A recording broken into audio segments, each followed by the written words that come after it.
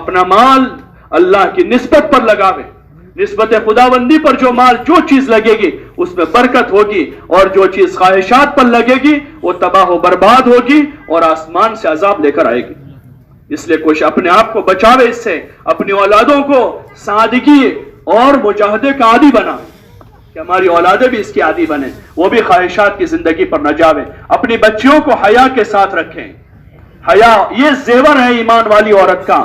سونے چاندی کے ہار اور چوڑیاں اور قسم قسم کی ڈیزائنیں وہ عورت کا زیور نہیں ہے. عورت کا زیور حیا ہے. ٹھیک ہے اس کی زینت کے لیے جو اپنے شوہر کے لیے کرے گی اس کے لیے زینت کرے گی جتنی شریعت میں گنجائش ہے. باقی باہر بیٹی حیا کے ساتھ اچھی لگتی ہے. بیٹی حیا کے ساتھ ہو، بیوی حیا کے ساتھ ہو، پردے کے ساتھ ہو. عورت کو اللہ نے چھپایا ہے. ازواج مطہرات نبی کی بیویاں ہیں، پوری امت کی مائیں ہیں. ان ازواج مطہرات سے اللہ کہہ رہا ہے وَقَرْنَ فِي بُيُوتِكُنَّ وَلَا تَبَرَّجْنَ تَبَرُّجَ الْجَاهِلِيَّةِ الْأُولَىٰ. اپنے گھروں میں قرار پکڑی رہو. دور جاہلیت میں جیسے بغیر پردے کے اپنے گھروں سے نکلا کرتی تھی اس طرح مت نکلا کرو. وَأَقِمْنَ الصَّلَاةَ وَآتِينَ الزَّكَاةَ. اور اپنے گھروں میں رہ کر نماز اور زکات کی پابندی کرتی رہو. وَأَطِيعْنَ اللَّهَ وَرَسُولَهُ. اور اپنے گھروں میں رہ کر اللہ رسول کی اطاعت کرتی رہو. یہ ازواج مطہرات سے کہا جا رہا ہے جو امت کی مائیں ہیں. ان کو کہا گیا، ان ماؤں سے کہا کہ اگر تمہارے دروازے نبی کے گھر پر کوئی آ کر معلوم کرتا ہے تو تم اس کو نرم لہجے میں جواب مت دو. اس کے سے نرم لہجے میں بات نہ کرو. تم اس سے عورت کیسے بات کرے گی اجنبی مرد سے؟ اور پھر کھلے طور پر دروازے پر روبرو ہو کر بات کرے گی. وہ کیسے ہو سکتا ہے؟ ایک ایمان والی عورت کی غیرت کے خلاف ہے اور ایک ایمان والے مرد کی غیرت کے خلاف ہے کہ اس کی بیوی کسی اجنبی سے روبرو ہو کر بات کر رہی ہے. روبرو ہو کر تو کیا، پردے کے پیچھے سے بات کرنے کا جہاں حکم دیا وہاں اللہ نے ازواج مطہرات سے کہا کہ تم سخت لہجے میں بات کرو، نرم بات مت کرو. کہاں سے آئے ہو بھائی، کیوں آئے ہو، کیا کام ہے، ایسا مت پوچھو اس کو، بلکہ کہہ دو کہ گھر میں کوئی نہیں ہے. اگر کوئی مرد ہے تو مرد نکلے گا، اور مرد نہیں ہے تو وہ عورت کہہ دے گی اندر ہی سے گھر میں کوئی نہیں ہے، بس بات پوری ہو گئی. اگلا سوال کرے گا تو جواب نہیں دے گی، کب آئیں گے، کیوں ہیں، اگلا جواب نہیں دیں گی. وہ سخت لہجے میں منع کر دے گی. وہ کسی اجنبی کا ٹیلی فون نہیں اٹھائے گی. کیسے ہو سکتا ہے کہ ازواج مطہرات کو اللہ کہہ رہا ہے کہ پتہ نہیں وہ سامنے والے کے دل میں روگ ہو، تم اس سے ذرا زیادہ نرم بات مت کرو. اپنی بیٹیوں کو یہ سکھانا، یہ ان کا زیور ہے، یہ ان کا ایجوکیشن ہے، یہ ان کی تعلیم ہے. اگر حیا سیکھی ہوئی عورت ہے، تقوی والی عورت ہے، حیادار عورت ہے، اللہ کے فرائض پر قائم ہے، یہ ہائی کوالیفائیڈ لیڈی ہے، یہ ہائی کوالیفائیڈ عورت ہے.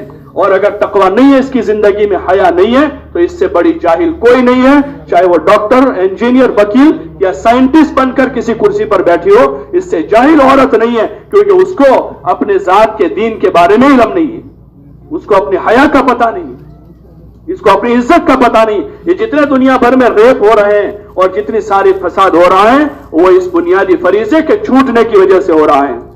اللہ نے ہم کو عقل دی ہے، اس عقل کا استعمال کریں.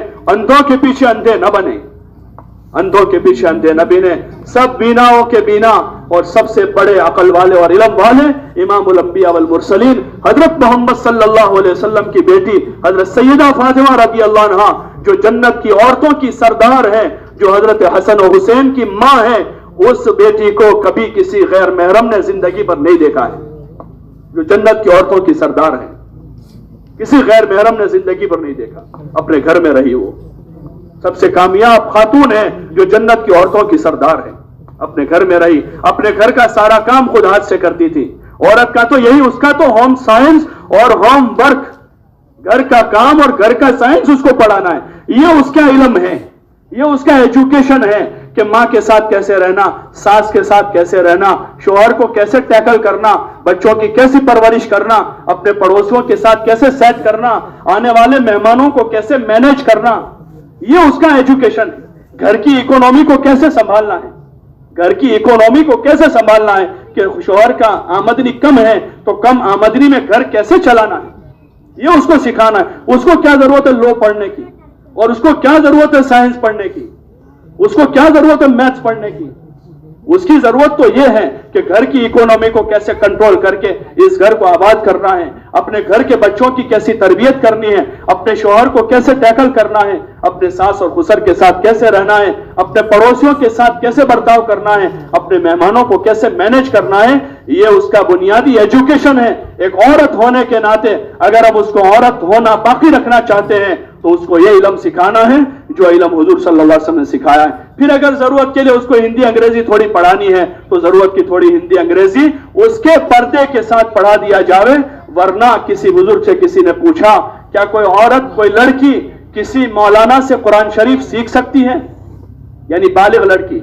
تو انہوں نے جواب دیا کہ پڑھانے والے حسن بصری ہو اور پڑھانے والی رابعہ بصریہ ہو اور پڑھی جانے والی کتاب قرآن ہو اور جس جگہ پڑھا جاتا ہو بیت اللہ ہو تب بھی جائز نہیں کہ حرم میں بٹھا کر رابعہ بصریہ حسن بصری سے قرآن شریف سیکھے، یہ جائز نہیں ہے۔ جب تک چھوٹی بچی ہیں وہ کسی غیر محرم سے پڑھ سکتی ہے، جب مراہقہ ہو گئی یعنی 9 سال کی ہو گئی اب اس بچے کو مکتب میں بھی استاد کے پاس نے استانی کے پاس پڑھانا چاہیے۔ تو پھر کیسے گنجائش ہوگی کہ وہ 50 بھیڑیوں کے بیچ میں سال بھر بیٹھے گی، وہ 50 درندوں کے بیچ میں سال بھر بیٹھے گی جو اس کو گھور گھور کر دیکھ رہے ہیں روزانہ؟ وہ کالج میں ہے، وہ یونیورسٹی میں ہے، وہ ہاسٹل میں اکیلی رہ رہی ہے۔ ایک مسلمان کی کیا غیرت مر چکی ہے؟ اس باپ کی غیرت مر چکی ہے۔ 50-100 کلومیٹر دور اس کی بیٹی تنہا وہاں راجکوٹ میں اور پتہ نہیں کہاں یہ تنہا بیٹی وہاں پر تعلیم MBBS کر رہی ہے اور BOMS کر رہی ہے۔ اس باپ کی اس ماں کی غیرت کا جنازہ نکل چکا ہے، غیرت ختم ہو چکی اسلامی کہ گھر میں رہی بیٹی کو ماں باپ کو ٹینشن ہوتا ہے۔ کنواری بیٹی جو 24 گھنٹے ماں کے پاس ہوتی ہے پھر بھی باپ کے دماغ پر ایک ٹینشن سوار ہوتا ہے کہ گھر میں جوان بیٹی ہے، کسی جگہ رات گزارنے سے وہ پرہیز کرتا ہے گھر جا کر سوؤں کہ گھر میں جوان بیٹی ہے۔ کیا زمانہ آ گیا کہ اس باپ کو ذرا پرواہ نہیں ہے، 500 کلومیٹر دور اپنی بیٹی کو ہاسٹل میں چھوڑ کر آ رہا ہے۔ کیا ضرورت ہے اس تعلیم کی؟ کیا ضرورت ہے اس تعلیم کی؟ اس بے غیرتی کے ساتھ اپنا ایمان برباد کر کے اپنی حیا کا سودا کر کے کیا ضرورت ہے ایسے ایجوکیشن کی؟ اللہ کے لیے اپنی ذات پر رحم کریں، اپنی نسلوں پر رحم کریں۔ جس ترتیب پر جس سسٹم پر ہم جا رہے ہیں اہل یورپ اس پر تھوک چکے ہیں، وہ اس سے بیزار ہو چکے ہیں۔ ان کی لڑکی سب جگہ گھوم پر اب پردے میں آ رہی ہے، ان کی لڑکی اب ساری یونیورسٹیاں کالجیں گھوم کر وہ کہہ رہی ہے کہ ہمیں تو سکون محسوس ہو رہا ہے پردے میں۔ اسلام ایک ایسا مذہب ہے جس میں حیا ہے اور جس میں سکون ہے۔ وہ جس کی طریقے پر ہم جانا چاہ رہے ہیں وہ تو واپس آ رہے ہیں اور ہمارے پاس نبی کا طریقہ ہے، حضور والا مبارک علم ہے۔ اللہ کے لیے اپنی نسل پر رحم کریں، اپنی نسلوں پر رحم کریں، اپنی اولادوں پر، اپنی بچیوں پر، اپنی پوتیوں نواز